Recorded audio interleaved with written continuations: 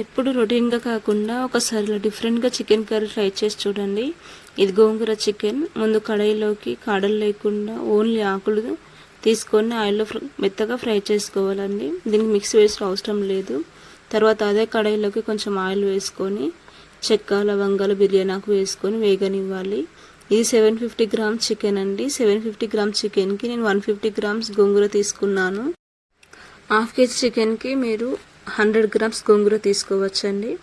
చెక్క, లవంగాలు వేగిన తర్వాత గ్రీన్ చిల్లీ వేసుకొని ఫ్రై చేసుకోవాలి. తర్వాత ఆనియన్స్ వేసి గోల్డెన్ బ్రౌన్ కలర్ వచ్చే వరకు వేయించాలి. తర్వాత ఉప్పు, కారం, పసుపు కలిపి పెట్టుకున్న చికెన్ వేసుకోవాలండి.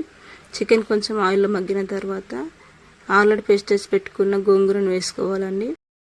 ఆ పేస్ట్ అనేది పీసెస్కి బాగా పట్టుకోవాలండి.